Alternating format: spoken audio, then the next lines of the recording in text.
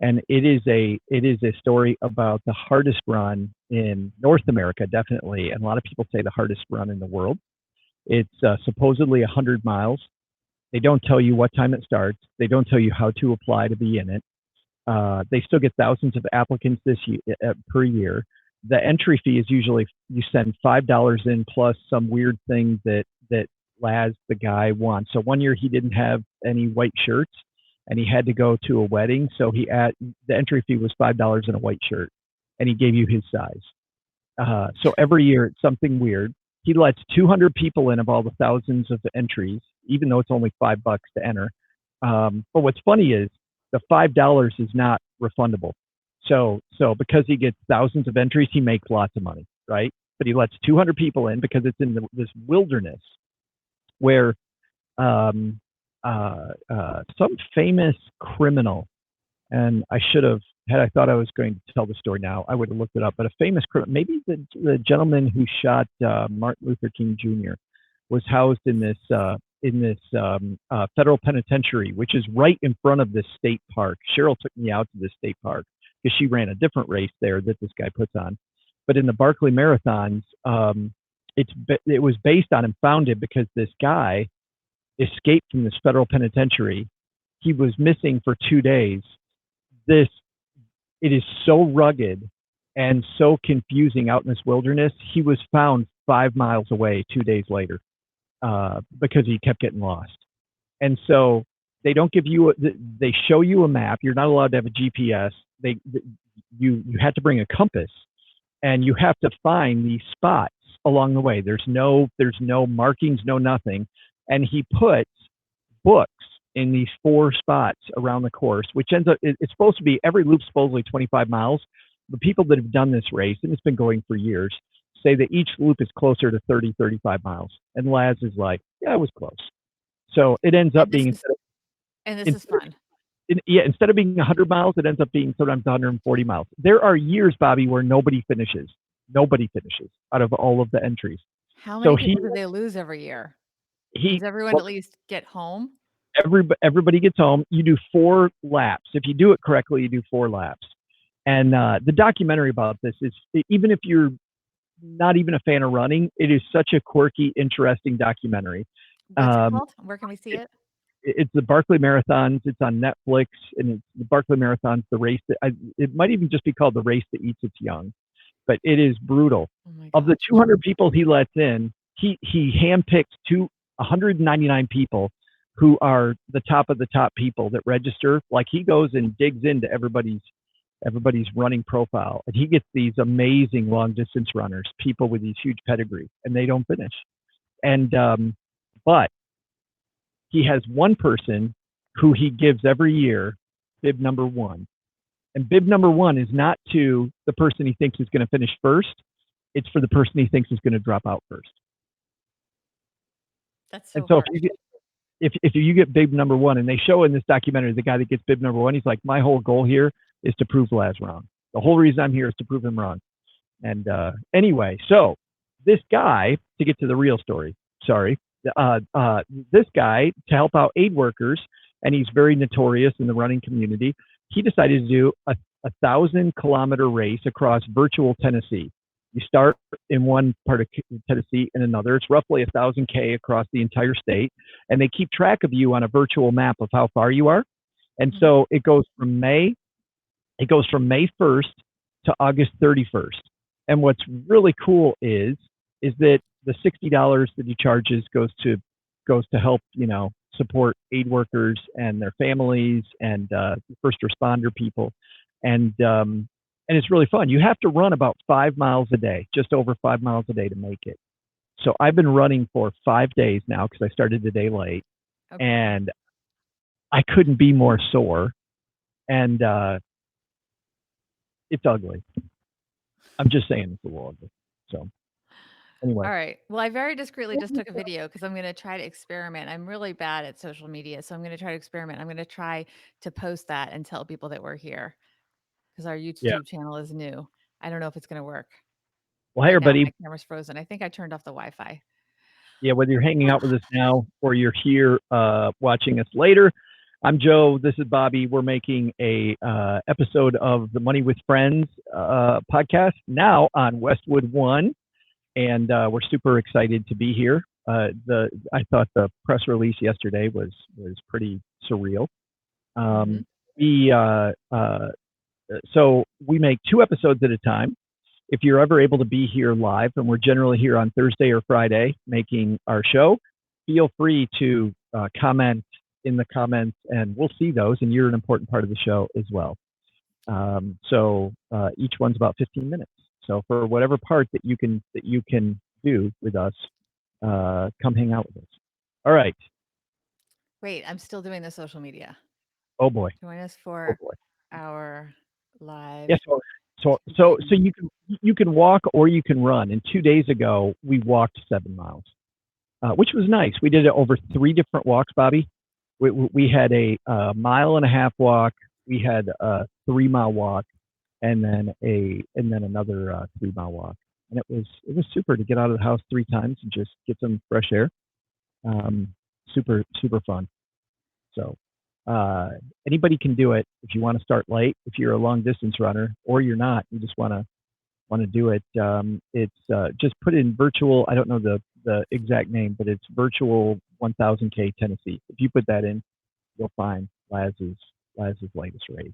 So I'm almost ready, Joe. This is multitasking. This is why you should not multitask too much, but we'll see. We'll see how that works out. So good I've stuff. now posted us at the beginning of our session. Ta-da! Ta-da! Dan's here. Hey, Dan, it's about time you got here. We can start now. Dan's here. So we're Absolutely. Good. Dan, back when we did trivia on Stacking Benjamins, Dan was a trivia master. Like every month, he was the first person. He was the first person to get it. Well, not trivia. We did a puzzle game, right? At the end of Friday episodes or during Friday episodes, we do a puzzle game, and Dan always had the answer. So. What's your favorite trivia topic, Joe? What's your thing where you're like, I own this? I don't know. My favorite trivia question, and I don't remember what the exact question was, and I won't get the year right, but I think it's like 1962 or 1963. Dan might even know this. Who at the University of Texas every year they have an ugliest man competition? Who won ugliest man in, I think it's 1963 at the University of Texas? Oh, the suspense. I think we have to hold that till after the show. You'll reveal the answer after the show. We're gonna forget. No, I'll just do it now. All right, what is it? I will totally forget. Janis Joplin. Okay. Yes. It wasn't nice. That's not nice. It wasn't very nice at all. But it is a great trivia question because you'd never get that answer. So. Dan, we actually have merch on the Money with Friends website, moneywithfriendspodcast.com. You can buy a Money with Friends t-shirt. I forgot we did give Dan beer.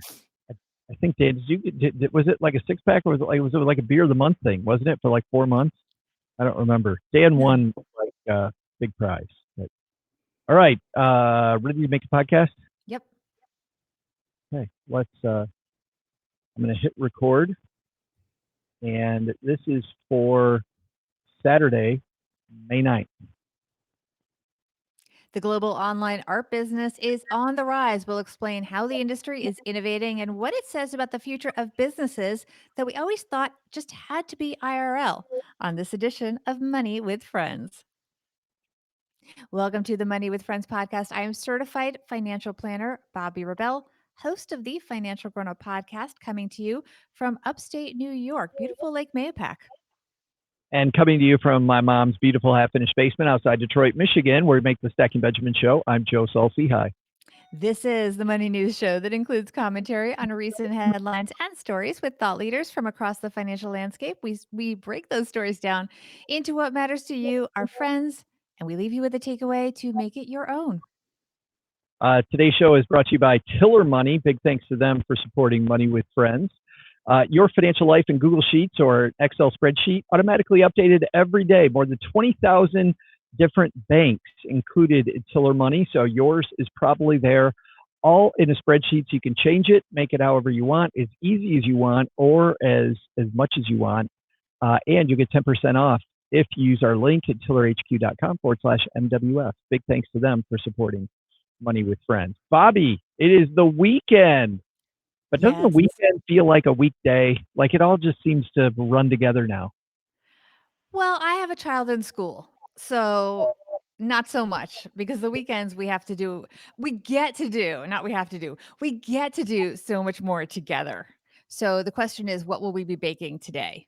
We've been Oh, doing a let's lot of do that. banana chocolate chip muffins with coconut, and I feel like we need to break out and do something else. Well, it's funny you mentioned baking because a lot of people are looking for good smells, good pictures, good art in their life. Today, we're going to talk about art on the show. So let's see which one of our friends is going to help us kick this discussion off. Okay, this piece comes to us from MarketWatch. It is written by Lena Siegel. Online art marketplaces enjoy renaissance amid gallery closures. And it begins. Demand for buying artworks online has more than doubled amid the coronavirus crisis, with online art marketplaces recording the best month for sales in its 7-year history. London based Artfinder has seen a 110% surge in new customers in April compared with the same period last year, with an artwork being sold every 12 minutes on average. The total number of artworks sold has soared 65% year over year, with more than 1,000 artists selling that month alone. Customers also spent an average 5% more on their orders. Michael Sazeni, chief executive of Artfinder, said the pandemic has been unprecedented in its reach, affecting the entire artist and customer community, from art gallery and art fair closures to the inability to shop for some essential art supplies. However, online art venues like Artfinder are enabling the art market to continue its operation in the pandemic age. As a marketplace business, we're very lucky that our artists are able to continue creating safely self-isolating in their studios, and we've been able to reassure our customers that we're open for business and they can shop with us safely. Artfinder offers 8,000 artists selling original paintings, prints, photographs, and sculpture, the chance to reach 450,000 subscribers across the globe. Because the art is sold with a 15-day money-back returns policy, buyers aren't stuck with something they don't want in their homes. Julia Swaby, one of the artists selling an Artfinder, said she sold more than ever before, and that's helped keep her studio afloat. Many of the pieces I've sold have been expressive works depicting joy and hope, Swaby said. The business is backed by the investors behind Spotify, Spot, and Zoopla, rather, including Wellington Partners, Oxford Capital, and Cambridge Angels. Consumers locked down their homes have also fueled a surge in the online interior sector, with online home and leisure sector revenues growth in the UK up 134% year after year, according to Statistica. Interesting. Artwork selling. Does that surprise you? It totally surprised me, which is part of why I selected this piece. And I also called up a friend of mine who is very plugged into the art business, Janice Gardner Cecil. She is an independent art consultant. Now, she deals more in the high end of the market, but I asked her about this. And I also went on Artfinder and spent some time browsing on their website. And first of all, what Janice Gardner Cecil said to me was that she is finding that although people may not be buying large works of art that you have to see in person, if an artist, number one, on the high end is well known, well, that art, if somebody was planning to buy it and it's a competitive market for some of these artists, they're still buying. There might be, out of 100 people that expressed interest, maybe only 25 are going to get something from that artist's latest collection, but there's still enough at this point of that group of the high end market. As for this market, which is much more accessible, what Janice pointed out was that people, maybe if they're looking for something to spend the little bit of discretionary money that they have, this is an affordable way to get something that's more meaningful. You're not going to buy necessarily the lipstick to cheer yourself up that you might have bought in previous recessions, because you might not be going anywhere besides your Zoom calls, or maybe you still buy the lipstick. But a lot of the art on Artfinder, which I thought was a really fun site, is incredibly affordable. A lot of works even under $100, maybe going up to a few $1,000s. So you're home all the time. If you do have the cash, and some people, I mean, a lot of people are in dire economic straits, but some people are not, and you have some cash, maybe you're spending $100 on a piece of artwork that makes you happy versus some other discretionary purchase. That's what I was thinking, Bobbi, was that if your job is assured, if you're lucky enough to be in that position, but you have to work from home right now, you're finally looking at that home office and you're like, holy cow, now that I'm in here all day long, this thing needs a makeover, right? And so Yeah. they're changing the look of the things around them. I love the piece the artist said about hope and joy, people buying pieces that Yeah. give hope and You joy. So for you that, have and you need art for your Zoom shot. Look at you, Joe. You've got art behind you. that's right. I got my third grade. This kid was a genius who did this behind me. For people listening on the audio version of this show, my mom for my 50th birthday gave me something I did in third grade. It says Joey C. Hyde, Mrs. Berglund's third grade class, and it's a map of the U.S. Truly showing genius because I don't know if you saw this, Bobby, but I gave West Virginia some oceanfront property. So you're welcome, West Virginia, Maryland. I feel bad for Maryland. That Maryland is tiny, but hey, West Virginia loves me. You got to give and take there when you're in third grade.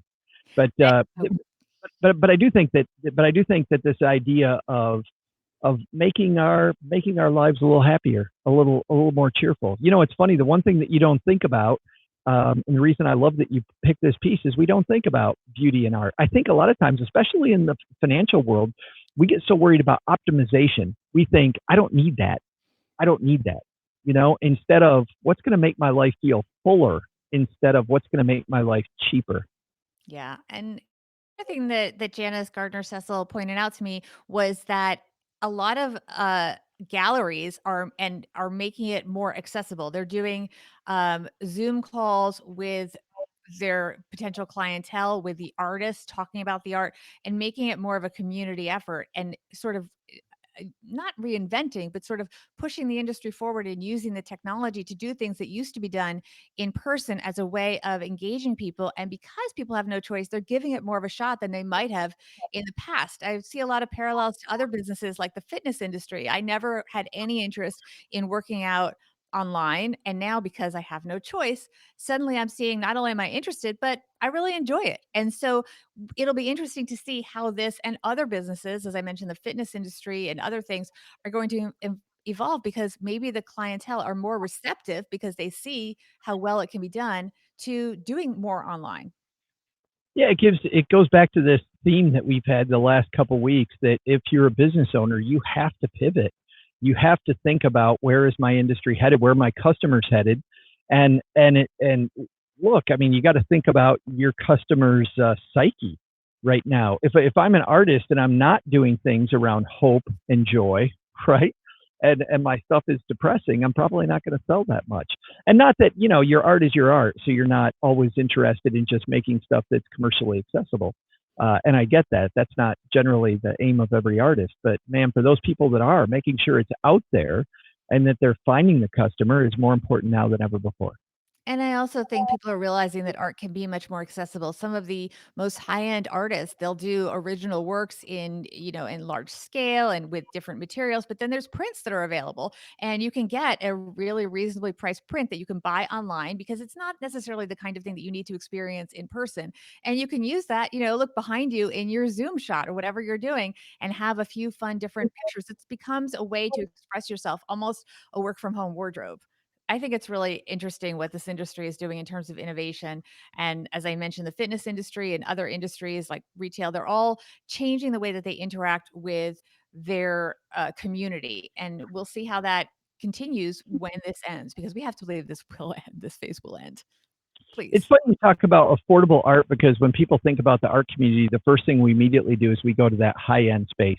And I am still wondering how the high end space is doing right now. But I would think that even the high end stuff is selling. Did you find that out from your friends? Yeah. So, like I said, so it's Janice Gardner Cecil. She is a consultant and she does deal with extremely expensive art. And she's a consultant for people that are purchasing that. And the truth is, at that point, if you're a well known artist, people know the works and they are basically online. If a really top artist has a show that would have happened in a gallery, they can show that online. And because it is in that community, they are able to still sell it. There might not be as much demand, but there's enough demand for now. I Yeah, asked her, I said, "Do you think that this online experience will replace it?" Because she says there is this now you can now maybe you can do in some cases a one-on-one video discussion with the artist if you're buying their works. Artists will do extra things that they might not have done. They'll do these remote interviews and sort of salons for the patrons of the art community will that continue in the same way? I think it'll be more of a hybrid because she does say that many people do collect art partially for the experience in the community. There's a lot of parties, a lot of dinners, a lot of socialization around art. She thinks that will come back, but that this will still be appreciated maybe more than it would have been before. Maybe it's funny. We do this live. Today we're on YouTube, and it's funny. We're on at a strange time, so I think a lot of people don't know we're here. But JM Boots knows we're here and says, I like working out at home, but only during the live workout, so I know that I'm not alone. I mean, this idea of community, too, maybe the art also helps give you this feeling of community, because I didn't think about that. But I've gone to a couple of art exhibitions. And it's so fun just hanging out with this beautiful stuff all around you and sharing some time with people that are friends. Right, and you would go to those things, you wouldn't necessarily be able to interact with the artist, but now because they're doing these Zoom calls with the collectors, you may have more interaction with the artist than you might have had beforehand. It's a little more democratic, you don't have to shyly approach them and think of something to say to them. They're there with you and it creates a different kind of community because you may have a facilitator. So I think the art community is really innovating and that's a lot of what this points to. And we'll see what other industries where we've always felt you had to be in person. Well, you can't be in person. So what are you doing? And I think it's interesting to see how different businesses are innovating. Dan also hanging out with us, telling me not to knock Marilyn. Dan, you have to talk to third grade Joe. Third grade Joe is long gone. He knocked Marilyn. 52-year-old Joe did not knock Marilyn. I think Marilyn's fine, but apparently in third grade, I was more a fan of West Virginia. Just saying. So, hey, we're going to, in just a second, have our big takeaway from today's piece. But big thanks to Tiller Money for supporting Money with Friends. You know, I use Tiller Money for my own money tracking and budget needs because of the fact that it is not an app where I can't change the things I don't like. I can change everything about it. I can make it more simple. I can make it more robust.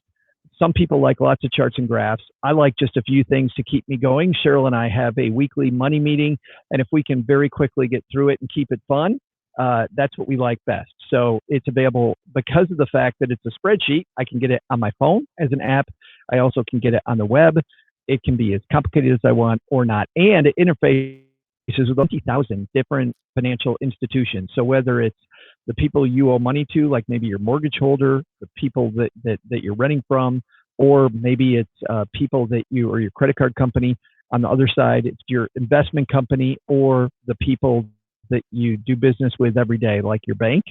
It's all there and automatically updated, just like an app, but much more flexible. Head to tillerhq.com/MWF. And not only will you get to kick the tires for 30 days to see if you like it like I do, but you'll also get 10% off your annual subscription because you used our link. So thanks to them. Bobby, what's our takeaway today? Kudos to the industry for being accessible. Like I said, I spent some time on Artfinder and I thought there was a lot of value there and something for everyone, really. And for adapting to the new reality by leveraging the technology that we do have available. Let's face it, buying a piece of art is about as discretionary as it can get. But for those listeners, looking for new business opportunities, get those oil and acrylic paint orders in so you can start your own new fine arts business. I'm going to go back to a related topic, which is this idea of making your space more lively. You know, if you're in a space, it's not always about optimization, Bobby. It is about making it prettier. So I'm excited. I'm excited for artists. I'm excited for the community. I'm excited for people living in a bright spot that they're happy to go to every day. You know, that's all exciting. I think we have to remember that every day, man, sometimes it's those little things, that get us through times like this where we're sitting in the same spot. If I like the spot, I'm much happier showing up every day. I could not agree more. And just remember, if you really are a fan of a expensive artist, there is a lot of accessible work out there. A lot of the prints and things like that that may be an option for you, posters even. So go for it. Check it out and yeah, make your space a little happier. We're spending a lot of time at home. Enjoy it. Where can people help us make the show? Follow us on Instagram at Money Friends Pod. That is also our handle on Twitter. If you go to Instagram and you follow us, stick close to the stories because we will announce not only when we are recording on YouTube or on Facebook, but we will also often preview the topics and you can give your opinion on them and potentially get a shout out in the show. You can also learn more about the show, by the way, on our website, moneywithfriendspodcast.com. Yeah, big thanks to Dan and JM Boots for hanging out with us today and for commenting on the show. Thanks to everybody listening at home. People have left us reviews of the show. Thanks to the Westwood One Network that we're now a member of. So big thanks to Ashley Wall for producing this podcast. I'm Joe. This is Bobby. We'll be back on Monday. We're going to talk about hotels trying to lure you back, Bobby, with some big, big, big deals. We'll talk about how they're doing that on Money with Friends. Bye-bye. Okay, we're just going to stay here, mostly because I accidentally put up headline 2 as our headline for this YouTube video. So we're just going to keep. I saw art. Maybe that was on the lower third. Yeah, it's on the lower third, but I didn't notice that. I'm sorry. I should have. On the title that I had to write for YouTube ahead of time, I accidentally put headline 2. Usually I put headline 1 and then we go bye-bye and we change it. So very fun. All right.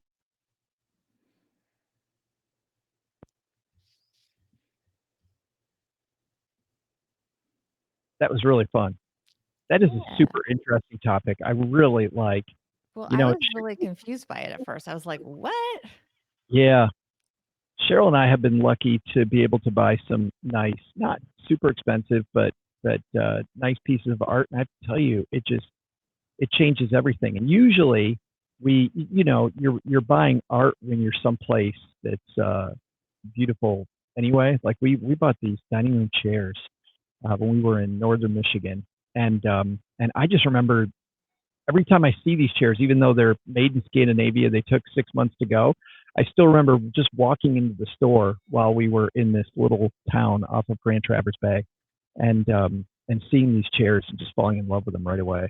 And then us hemming and hawing forever about buying them, to the point that the sales lady was like, "Yeah, they're not buying anything," because we walked out, right? And then I called her back a week and a half later and said, we can't stop thinking about those chairs. And at the time, I wasn't sure if we really wanted to buy them or not. And I'm so glad we did. So glad. They don't look comfortable, by the way. But are you taking them with you? We are actually, it's one of the few things we're holding on to. The art in our house that we like, the art we're holding on to, those chairs, which for me are art pieces, we're holding on to, but not much. Beyond the art, there is a couple furnishings that we're going to hold on to. And I have this is funny and completely random. I have this really kick-ass wine fridge that when I land somewhere at some point, I'm going to want to use that wine fridge again. It is badass. It is. We found it at an estate sale when we moved here, and I couldn't believe these people had the most gorgeous house. So I know we're going to record another one, everybody, but just a little short thing. So we're in this gorgeous house. They were selling everything because, according to the estate sale person, they had 2 choices. They were either going to move. I would have never moved from this house. It was amazing. Or they decided to just redo the whole thing. And so they did. They were selling everything at just fire sale prices, this beautiful quality stuff at fire sale prices, so that they could redo their entire house and just buy all new stuff, which was even more expensive. And I thought sometimes people have so much money, they just don't know what to do with it. They're buying art. Yeah, it was crazy. Actually, we have one of the pieces of art we're keeping is this beautiful print that's in our. You saw a picture last week of that Four Seasons room with all the lights. Mm-hmm. Yeah, there's a print that is in there that is amazing. It's just incredible. Anyway, and we got it for nothing. It was pretty cool. All right, let's. I can't find this headline. Hold on, I've got too many windows open. And it's funny because when you first went live, we first went live last time, and you're doing the open, I clicked on the piece and I realized it was this wrong headline. So then I had to very quickly go to the right headline. Okay, I got it. All right, so I'm reading the first. We're doing 4 and 4 this time, right? Yes. No, 3 and 3. Yes. Yeah, 3 and 3. Okay, gotcha. I'm right. feeling very agreeable. Yes, correct. Yes. Whatever, Joe. Sure. 8, 9, 10, 11. This is for Monday, May 11th. And we're still in quarantine. Yep. All right, I'm I got recording. nice artwork behind me. You didn't even comment. You do have nice art. I did not. I should have. Well, you talked about this, and I shouldn't have. Just, I knew Dan was here. I knew Dan was from Maryland, so I had to. All right. A bright spot for travelers stuck at home looking to plan their next vacay. The hotel industry is saying, let's make a deal. We'll have details on this episode of Money with Friends. Welcome to the Money with Friends podcast. I am certified financial planner Bobby Rebel, host of the Financial Grown Up podcast, coming to you from Lake Mayapack in Putnam County, New York. And I am Joe Saul-Sehy coming to you from beautiful Mom's Basement outside Detroit, Michigan, where we make the Stacking Benjamin show. This is the Money News Show, where we cover the latest money news that includes commentary on recent headlines and stories with thought leaders from across the financial landscape. We break those stories down into what matters to you, our friends, and we leave you with a takeaway to make it your own. A big thanks to Joust for supporting Money with Friends. Joust is the nation's only all-inclusive banking platform for the self-employed. PayArmor, Joust invoice payment guarantee product, supports the 71% of us in the gig economy workforce that sometimes doesn't get paid. You can sign up for Joust for free at try.joust.com/MWF, enter promo code Money with Friends, and get $100 in credits. That's try.joust.com/MWF. And Joust is in an exciting period right now. If you go to our Joust link, you will be on a waiting list. Mm-hmm. But we were able, Bobby, to get in just before that. And I'll tell you, if you can get on that waiting list, you want to, because banking is super easy. I was doing an invoice this morning, and I did it with my thumbs. They have an invoice product right inside of our bank account. And very quickly and easily, I'd say within 10 minutes, I had this invoice up and running, and just, it's amazing what technology is doing to banking. It is. Coming up today, we are talking about hotels, guys. Hotels rolling out some huge initiatives to get you to stay. And the cool thing is, you might be thinking to yourself, I don't know about staying in a hotel now, Joe. But wait, you don't have to stay now. You can stay later, and you'll still get some big discounts. What are we talking about? Let's see which one of our friends can help us kick off today's show, and then we'll let you know. All right, our headline today comes to us from the Washington Post. This is written by Andrea Sachs. The headline is, hotels roll out new initiatives designed to boost reservations and cash flow. Travelers are experiencing a double whammy of urges. They want to plan a trip. Oh man, do I want to plan a trip? And support businesses struggling during the coronavirus pandemic. To help them achieve both missions, the hotel industry has been rolling out initiatives that offer minimal risk and maximum benefits. Gift cards and added value promotions are not new to the hotel industry, but the latest incentives are finely tuned to this current crisis. The programs help the property stay solvent while providing restless travelers with the promise of a future vacation plus some extra spending money. It's a great idea from the hotel's perspective because they need money now, says Linda Candina, academic director of the Center for Hospitality Research at Cornell University School of Hotel Administration. It's a nice way for people to help support businesses that they want to keep going.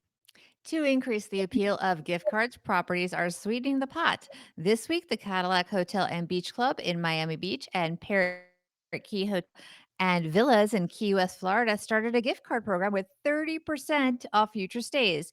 Customers who buy gift cards by May 26 will earn a bonus based on the purchase amount. So, for example, a $100 card is worth $150 and a $500 card is valued at $750. The promotional value will expire at the end of 2021, but the original amount of the gift card is valid in perpetuity.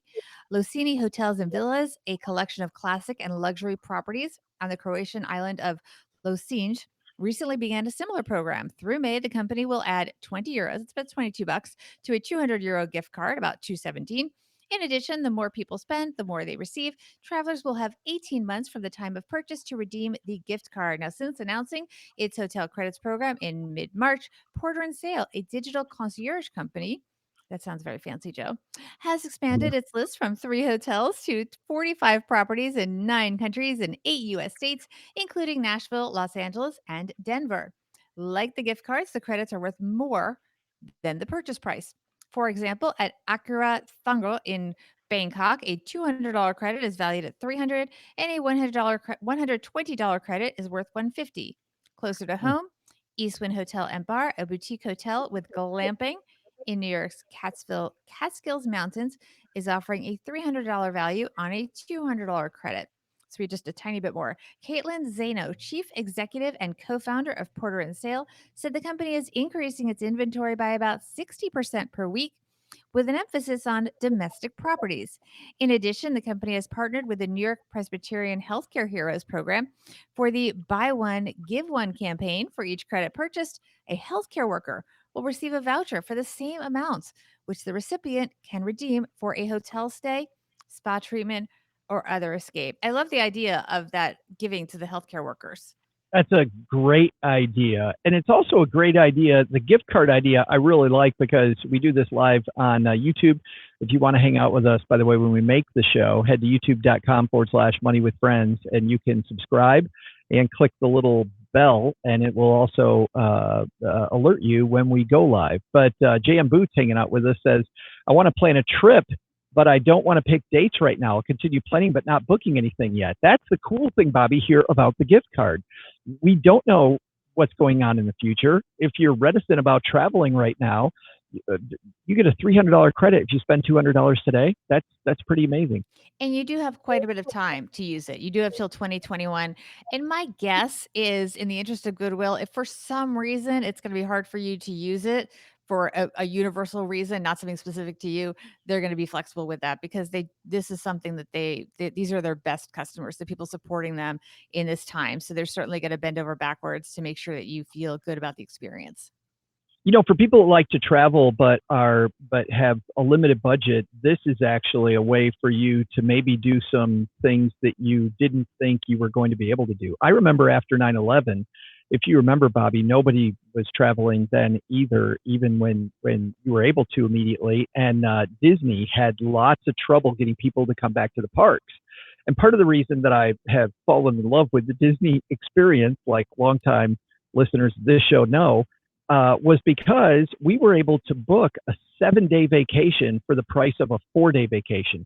And frankly, that was my budget, was a 3 or 4-day Disney vacation. And we stayed at the Wilderness Lodge, which is this beautiful, a log cabiny looking place. It's amazing lodge made to look like it's in Yosemite or at Yellowstone.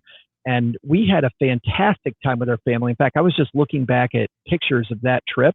And if it weren't for the fact that Disney had offered this big discount, we would have never been able to do this thing that I still remember fondly many years later.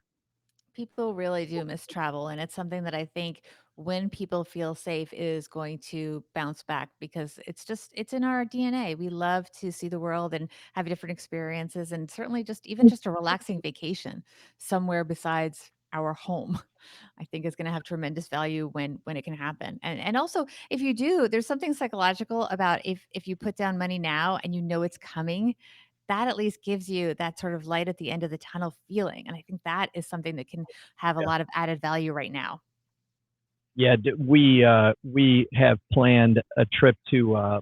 We're going to be living in Bali the month of December, and just thinking about being in Bali in December, Bobby, gets me through being here in the basement right now. Thinking about that, and if you're wondering if I'm just putting a little salt in the wound, Bobby, yes, I am. Yes, Did I you tell are. you about? Did I tell you I'm going to Bali? Did I tell you that? Joe. Thank you, Joe. Dan I'll hanging share out it with us. Yeah, Dan hanging out with us says he had a Disney World trip planned for the first week of April.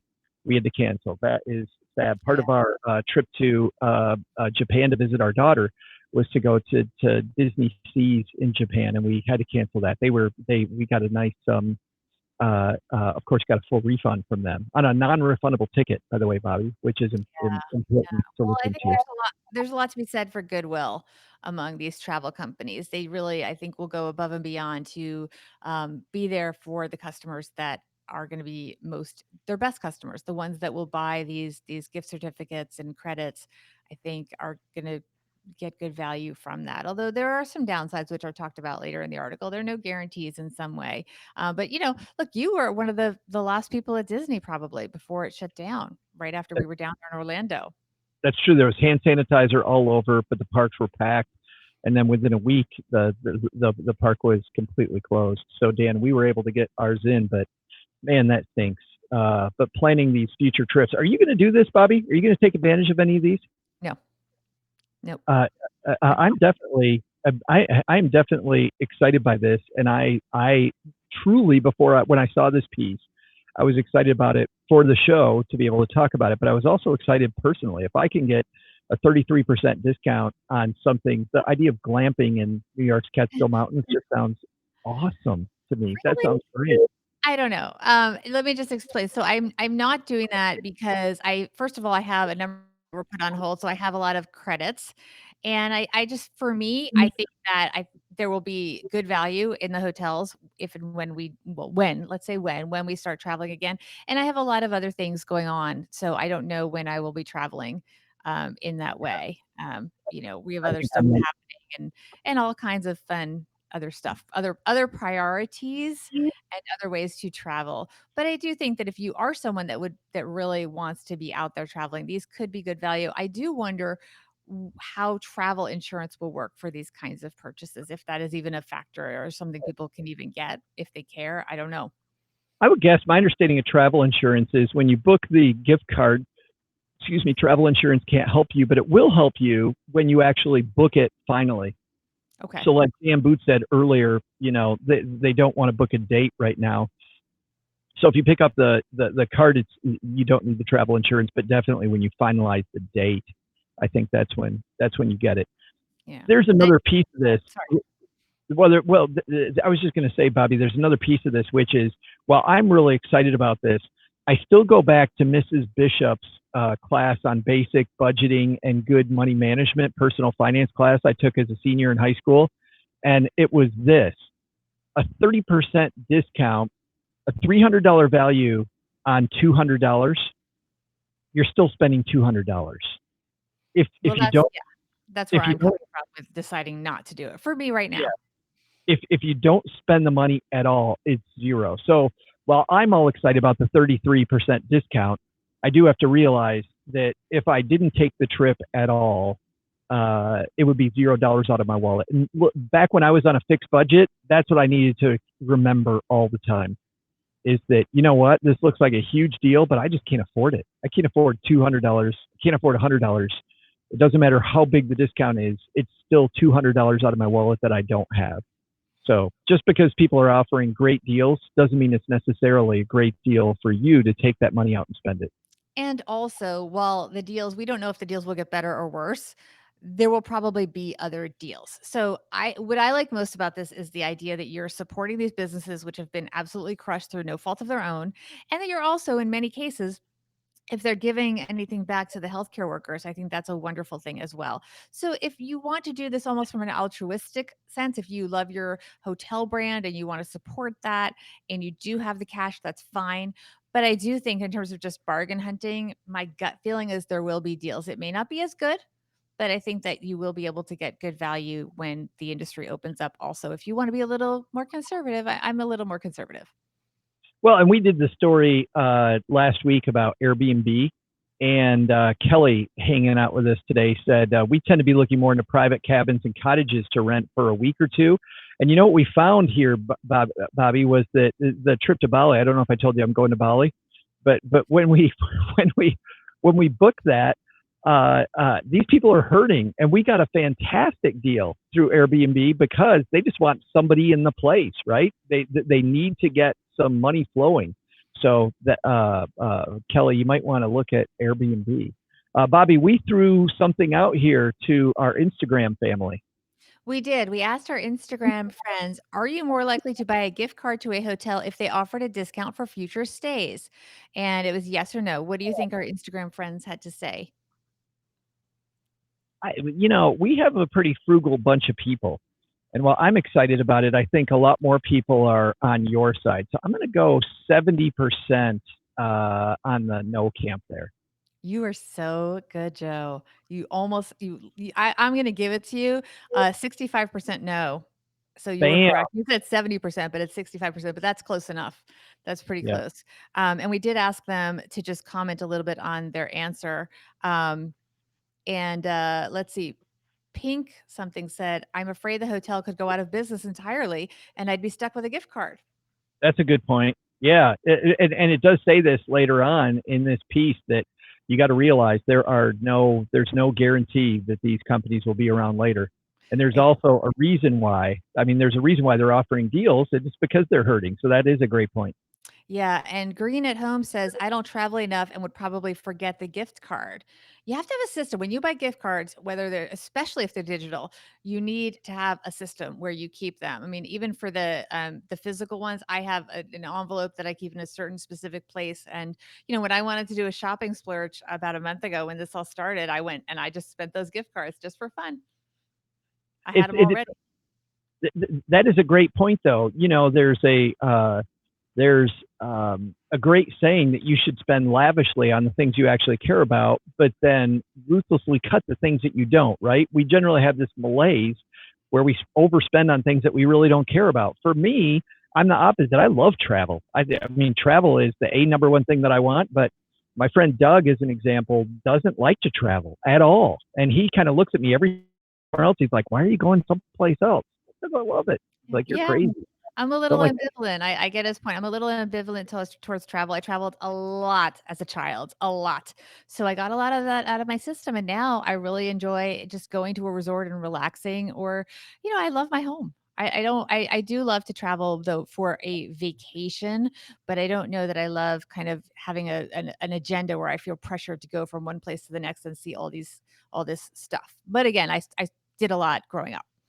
Yeah, yeah. Well, and it sounds like it wasn't all your idea either. So Oh, no. Morning lectures and briefings, lots of homework before we went places. Just saying. that's a whole different type of travel. That's a different Uh, episode. do we have any more?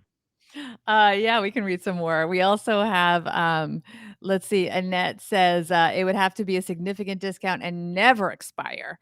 So these, you know, even though 2021 sounds like a really long time away, you know, first we have to get past this pandemic, and then you have to have your schedule be available with whoever you're coordinating with, maybe if school breaks. So, you know, never expire. And then we also have Sarah said, I use Airbnb hotels primarily for business travel, which is minimal. So to your point about Airbnb, maybe that's where, and we'll see what they do. They might offer similar deals. Yeah, yeah. I think we're going to see a lot more of this. In just a moment, Bobby and I are going to have our takeaway from today's show, but first want to give a shout out to Joust. Thanks to Joust for supporting Money with Friends. Ever thought about starting your own business? Perhaps while you're quarantining in place, you started thinking about a side passion project, but you weren't sure where to begin. Well, we all know that trying to ensure a steady income is always going to be one of the first things you think of, and it might be the reason why you don't eventually take the leap. But I encourage everybody to go take the leap when it comes to starting that side hustle. A, you learn about business. B, it's a fun side distraction. C, it might grow into something that you absolutely love and maybe replace that 9-to-5 job. Joust is the nation's only all-inclusive banking platform for self-employed people. Business banking can feel complicated, but Joust makes it easy. It's all on your phone. And PayArmor, Joust's invoice payment guarantee product, supports the 71% of us in the gig economy workforce that sometimes doesn't get paid. Head to try.joust.com/MWF and you can sign up for Joust for free. Enter promo code Money with Friends and you get $100 in credits toward that PayArmor program we talked about. That's try.joust.com/MWF. It took me forever to sign up for my first business bank account. I remember I had to go in. I had to sit down with a banker at a desk. They tried to sell me a bunch of extra stuff, Bobby. I had to sign about 475 forms. When I signed us up at Money with Friends for Joust, it took me 10 minutes. I used nothing other than my thumbs. I did have one hiccup that I just couldn't figure out. And big shout out to Heather and Lance from Joust. Bam, on it immediately, and was able to get through it. Using my thumbs, not very long. It was awesome. Wrote out a invoice today that's native to it for a Money with Friends client. very, very easy. It's try.joust.com/MWF to get on the waiting list because they have some big news coming, and they'll be opening up the doors again shortly. So make sure you get in line. Yeah, and Bobby? also they also have Pay Armor, which is really important because if you are among a lot of freelancers, the majority of freelancers have had issues with just getting paid by their clients, they can help you with that too. So Pay Armor, that's I think near and dear to many people's hearts because they get you your money that you've already earned, which is Yeah, really important in this time and always, but especially now. So good stuff. George from Joust, by the way, will be here next week with his last appearance on the show because we're wrapping up the season. That'll be our last week of the season. It's yeah, weird. we've had such amazing co-hosts this season. So I get really sad when it's people's last taping. It seems so final. Although we do have alumni weeks now. Yeah, yeah, and that's coming up very quickly as well. Bobby, how do people help us make the show? We talked to a lot of people on Instagram today, talked about them. How do people take part in that? So our Instagram is at Money Friends Pod. That is also our handle on Twitter. And if you go to Instagram and follow us, you can see on stories, we'll tell people when we are going to be doing recordings of the show and where that will be. And we also often post previews of the stories that we'll be talking about. You heard us talking about the poll that we did among our Instagram friends and some of the comments that they made. So if you want to participate, do that at Money Friends Pod, and you too may get a shout out on the show. Yeah, once again, if you want to hang out with us while we make the show, we're on Facebook for a couple recordings a week. That's at the Stacking Benjamins Facebook page, facebook.com /iStackBenjamins. Big thanks, by the way, also to people that have left us a review of the show. This is 5 stars from John in Kirkland, Washington. I'm a new subscriber to the show, and I love it as I listen on my new morning walks during working from home. As a proud stacker and financial grown-up, Money with Friends is a perfect daily podcast for me. The episode on Airbnb was fabulous. While I understood everything Joe was saying, I do think it was a bit cold. Bobby's strong infusion of empathy is so refreshing. I'm not saying Joe was wrong at all because I think he was right, but Bobby perfectly articulated how I've been feeling lately. And I love how people end up on Team Bobby or Team Joe. And in this case, Bobby, as always, rightfully so, you win in the heart of John. I don't know about that, but I'll take that one because I definitely take some knocks. But we love hearing back from everybody, and we appreciate all of your support, and we love hearing what you like, and we don't love hearing what you don't like, but we'll take it too. It's okay. Yeah. It's all good. Yeah, if you go ahead. what's that old bad joke? If you don't like what we're talking about, remember the show's Listen Money Matters, and leave it there. No, just guys. Yeah. All right, that's gonna do it for today. Tomorrow, Did we do our takeaways? we did Joe? not do a takeaway. I know you I'm don't saying see me wildly gesturing to you on. So Joe and I, for those of you listening to us on your podcast networks, Joe and I are on YouTube right now, and I'm wildly gesturing to him and saying silently, "Takeaways, takeaways," and he's sitting here wrapping up the show, reading nice reviews. This is all great. We haven't done our takeaways, and I'm like, I have something to say. This is what I love about doing the show live too. So Bobby, tell me, Yes. I just thought about this. What's the takeaway for today? So my takeaway is, and I guess I'm going to be the harsh one for this time, buyer beware. But if you are willing to roll the dice for a great deal, bon voyage. Enjoy your trip. And I will be the warm, fuzzy one, John. Looking at you, John. I remember that Disney vacation fondly. And, while there's a lot of lemons in life right now, this is an opportunity for a little lemonade in your life. So for people that love to travel, this may be a great opportunity. But just like we had someone say on Instagram, if travel's not for you, then remember it's $200 out of your wallet that you wouldn't have spent. Don't spend the money unless you were going to spend it anyway. Because a deal, as Mrs. Bishop said when I was a senior in high school, isn't a deal. It's more money out of your wallet. Always got to start there, Bobby. Absolutely. Very well said. Don't spend money you weren't going to spend anyway. But if you want to be traveling when this whole thing lets up, you're going to get a great deal and support these businesses that do need the support. So there's my empathy and the healthcare workers that they give credits to as well. I was just wondering, maybe we'll sign off now. Was that crazy? Yeah, let's sign off. All right. On behalf of Bobby, I'm Joe. She'll see you tomorrow with, I believe, Dr. Brad Klontz, right? Yep. On Money with Him. Yeah, bye-bye. You didn't notice, and Lori's wondering, like, "What am I doing?" I'm like, "Takeaways." I'm like, "Take." I'm pointing to my iPad. I have my iPad with my notes here. I'm pointing to it, and Joe's just going on and on, wrapping up the show. I'm like, "What's he doing?" Is he I'm thinking maybe he's trying to mix it up. Okay, I guess that's interesting. Maybe, keep it in the middle so people hear more about that nice review because nice reviews are really nice and all that. And yeah, but I'm glad Yeah. we got it in there. I was so busy reading John, and I look up, and you're, I'm like, what are take you doing? Yeah. yeah. Hey, Lori. John, I did not invite OG to, well, for the show, the answer is yes, of course I did. Yes, Have you of been to course I did. Bali before? And Mom is going, and we're staying in the only villa in Bali that has a basement. So the show will be live from Mom's basement in Bali. Have you been to Bali before? No. Nope. I have. I've been And many places, Joe. I know Traveling. you I mean, made that I've pretty. been everywhere, like, literally, like, rush the random places. I've been to Easter Island, I've been to Russia, I've been to Cuba, I've been to Chile, I've been to Ecuador, I've been to, like, Spain, France, England, Scotland, it's just like but, I've never been to, like, a national park in the US. Yeah. Never. Not that See, I know of. I mean, I might have and not known, but I don't think so. We didn't do domestic travel. I'd like to that's see Cheryl's the country. I favorite would like thing to see is the US. I'd like to travel in the United States a little bit, actually. But we did a lot of global my mom loved to travel globally, and, we did a lot of global travel, and, we did a lot of educational trips where we had a lot of, homework before we went places, so that we knew what we were seeing, which now as an adult, I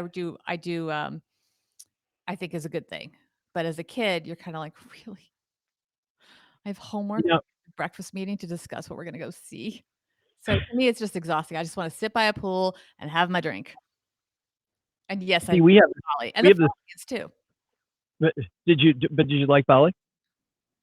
Yeah, I did. I liked Bali, and actually, to be fair, Bali, I went as an adult on my own. I did not that was not a childhood trip. That was a resort-ish trip. We went to a few places, um in Indonesia, including Bali, and I think we went to Jakarta, a few places, and then we went to the Philippines and some resorts there, so that Well, was actually a nice trip. Bali's yeah. great. I like the little house that we have rented. It just looks really cool. And my friend Chris, who runs an adventure travel company, knows people in Indonesia, and said if we want to do some treks, that he will hook us up. So that'll be. I don't know what doing a trek means. I think I know what it means, but we will see. Yeah. It might be cool. I Bobby's like, climbed nope, Machu lost Picchu me at trek. and hated What's it. that? I climbed Machu Picchu in the pouring rain. This is my Oh, last like, it's just like, yeah. and No Pat. appreciation. Bratty kid, yeah. Yeah, Yeah. yeah. That's well, but I mean, we didn't do that, Bobby, but we did a. So my parents got this great idea that when each of us kids graduated from high school, we were going to do a big trip. Mhm. So my dad took 3 weeks off from his work at GM, which was unheard of, but he took 3 weeks off, and we saw everything west of Michigan, like everything. Cool. We had this. That's cool. Like, I've No, never been to the Napa Valley, like, no, I've never been all these places. Like, no. I don't I wanna go see the United States. We have such a beautiful country. Yeah, but Cheryl and I now like sitting in one place for a week, and then we'll have down days where we do nothing, and then we'll casually, we'll go check out this thing, we'll do this other thing, but we'll have down days built into the trip, and we'll get to know one little area. I mean, day one we were in St. Louis. We went to the St. Louis Zoo, the Arch, the Botanical Gardens. The next day, huge thunderstorm going through Oklahoma, and we were at that big roadside attraction where if you eat the steak, they give it to you for free. Never been to Oklahoma. Painted Desert, Petrified Forest, Grand Canyon, SeaWorld, the San Diego Zoo. Nope. Oh, What's I've been that? to San Diego. I went to San Diego for FinCon, so I saw a hotel. I'm just saying, every day we were seeing 50 things, and we're just shoving it all in. By the time we made it to the Badlands, like we went up and around, we made it to the Badlands. I remember, had we just gone to the Badlands, which I've done as an adult, it's a beautiful national park, and you're looking at this broken countryside, and you're like, oh wow, this is fantastic. But at the time, we did, like, if you've ever watched the Griswolds do anything, I felt like we were the Griswold family. We show up at the Badlands, and we're like, oh, wow, more great crap. And we looked at each other and we were supposed to spend another like 3 days. And we drove like 27 hours straight home.